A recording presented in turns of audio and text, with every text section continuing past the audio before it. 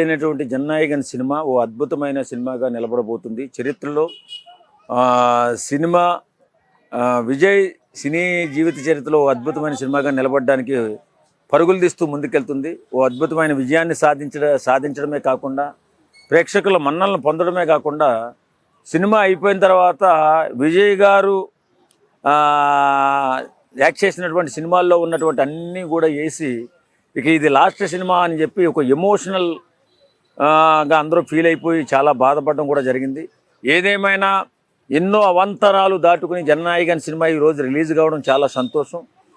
సినిమాని రాజకీయ నాయకులు, సినిమా యాక్టర్లని రాజకీయ నాయకులు ఏ విధంగా అణిచిపెట్టాలని ప్రయత్నం చేస్తున్నారో దానికి ఉదాహరణే మన జననాయకన్ సినిమా ఆపడానికి గల కారణం. ఈవేళ ఆ సినిమా అన్ని అడ్డంకులను అధిగమించి ఈవేళ రిలీజ్ కావడం చాలా సంతోషంగా ఉంది. ఓ సినిమా వాడిగా నేను కూడా చాలా సంతోషపడుతున్నాను. ఎందుకంటే రాజకీయ నాయకులు ఏ వ్యవస్థనైనా ఏ సంస్థనైనా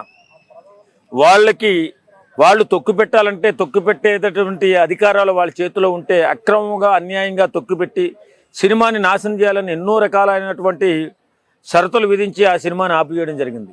ఈవేళ అవన్నీ అడ్డంకులు తొలగిపోయి రిలీజ్ అయ్యి ఈవేళ ప్రజాదరణ పొందుతూ దేశం మొత్తం కూడా ఓ అద్భుతమైన విజయాన్ని సాధించుకుంటూ ముందుకెళ్తుంది.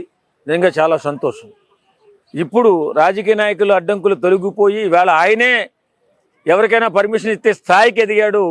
ఆ సినిమా వల్ల ఆ సినిమాని ఆపు చేసి ఆయన ఆపు చేయాలని ఎన్నో ప్రయత్నాలు చేసి ఆయన క్యారెక్టర్ని కూడా తక్కువ చేసి చూపించాలని ప్రయత్నం చేసి అవతల పార్టీ వాళ్ళు సతకలు పడి ఈవేళ అద్భుత విజయాన్ని సాధించడమే కాకుండా బ్రహ్మాండమైనటువంటి అందులో ఎమోషన్ వచ్చే విధంగా లాస్ట్ని ఈ సినిమాలన్నీ చేశాడు విజయ్ గారు. ఇంత అద్భుత విజయాన్ని సాధించాడు. తర్వాత ఇక సినిమాలు ఉండవేమో అంటే చాలా సినిమా ప్రేక్షకులు బాధపడడం, జాలిపడడం, కన్నీళ్ళు కార్చడం కూడా జరిగింది.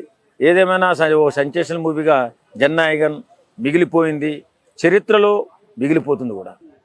సినిమా అయితే నేను చూసినానా, ఖైరతాబాద్ ఐమాక్స్ థియేటర్ కాడికి వెళ్ళాను. మార్నింగ్ వెళ్ళి సినిమా చూసిన. సినిమా అయితే చాలా బాగుంది. ఒక్కొక్కరు, ఎందుకంటే ఆయన ఒక రాష్ట్రానికి సీఎం అని మర్చిపోవద్దు. ఒక్కొక్క నా కొడుకు ఇష్టం వచ్చినట్ట సీఎంని పట్టుకొని ట్రోల్ చేస్తారు సినిమాని. సినిమా బాగాలేదు, సినిమా అటర్ ఫ్లాప్, సినిమా పిచ్చిగా, కొందరేం బాగుందంటారు, కొందరేం బాగాలేదు, మొత్తం ట్రోల్ చేసి ఇష్టం వచ్చినట్టు. ఎందుకంటే ఒక రాష్ట్రంలో ఆడబిడ్డలకి రక్షణ కల్పించడం ఆయన బాధ్యత. ఎందుకంటే ఆయన ఒక సీఎం కాబట్టి రాష్ట్రంలో ఎన్ని రేపులు కానీ, మర్డర్ కేసు కానీ, ఎన్నో చంపడాలు కానీ, దాడులు కానీ, యుద్ధాలు బాగా జరుగుతున్నాయి కాబట్టి ఆయన ఒక ఆడపిల్ల కోసం రక్షణ కోసం కల్పించడానికి సినిమా తీశాడు. సినిమా అయితే చాలా బాగుంది చూసిన. ఒక్కొక్కరికి, ఎందుకంటే ఒక సినిమా వాడు సొంతంగా చేసుకొని సినిమా ఇస్తే అప్పుడు వానికి అర్థమైతే సినిమా ట్రోల్ చేయడం కానీ, ఇంకా ఏమైనా బూతులు మాట్లాడడం కానీ, సినిమా బాగాలేని చెప్పడం కానీ.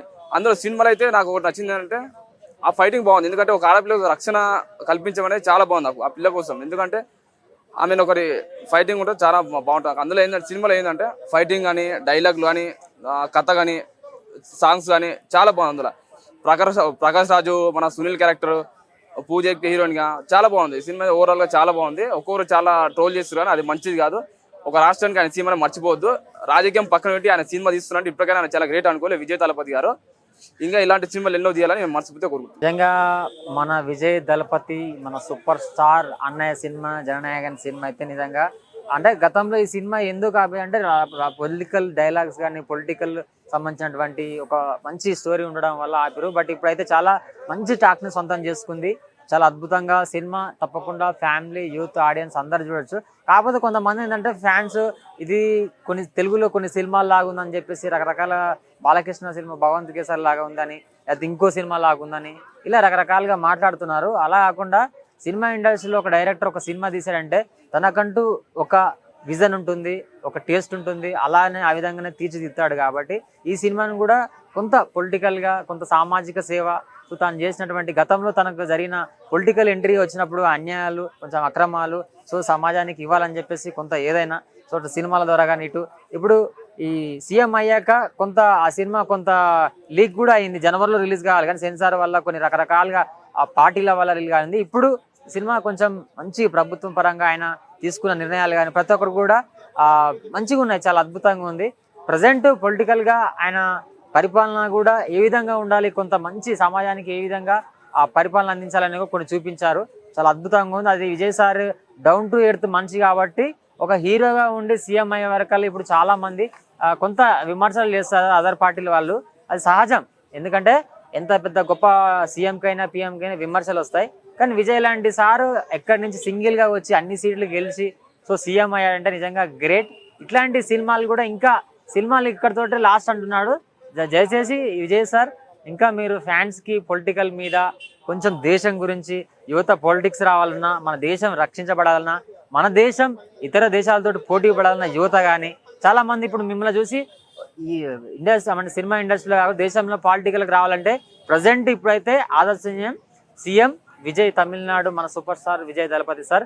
ఎందుకంటే మిమ్మల్ని చూసి కొన్ని లక్షల మంది ఫాలోవర్స్ ఇన్స్టాగ్రామ్ కానీ ఫేస్బుక్లో కానీ ట్విట్టర్లో కానీ ఎక్కడైనా సరే సో వరల్డ్లో మిమ్మల్ని సెర్చ్ చేస్తున్నారు. సో మీ విజన్ని ఫాలో అవుతున్నారు కొన్ని లక్షల మంది అభిమానులు.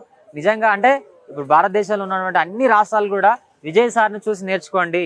ప్రతి ఒక్కరు కూడా మీరు ఇచ్చిన ప్రతి ఒక్కటి బస్ కండక్టర్ గురించి మీరు చేసినవి కానీ, రేషన్ షాప్కి వెళ్ళి మీరు చేసిన మంచి వర్క్స్ కానీ, ఇంకొకటి ఎక్కడ గవర్నమెంట్ వ్యవస్థలో అవినీతి జరిగినా తప్పకుండా విజయ్ మామ ఉన్నాడు అని చెప్పేసి హామీ ఇచ్చారు. మీరు రకరకాలుగా అన్నీ కూడా సో అవి చాలా అద్భుతంగా ప్రజలకు హత్తుకున్నారు. ఎందుకంటే మీ పరిపాలన కూడా అలా వెళ్ళి చెక్ చేస్తున్నారు. సో మన రీసెంట్గా వేరే ప్రాజెక్టులో చెక్ చేశారు. అటు సినిమా ఇండస్ట్రీ కూడా మీరు ఇచ్చే బూస్ట్ చాలా అద్భుతంగా ఉంది సార్. ఇంకా పేద ప్రజలకు చదువుకునే వాళ్ళకి కానీ సో అటు వేరే ఇంకా ఇండస్ట్రీ రకరకాల చాలా ఇండస్ట్రీలు ఉన్నాయి. సో యువతకు ఉపాధి కల్పించే అవకాశాలు కానీ ప్రతి ఒక్కటి కూడా ప్రతిదీ ఇన్స్పిరేషన్గా అనిపిస్తుంది.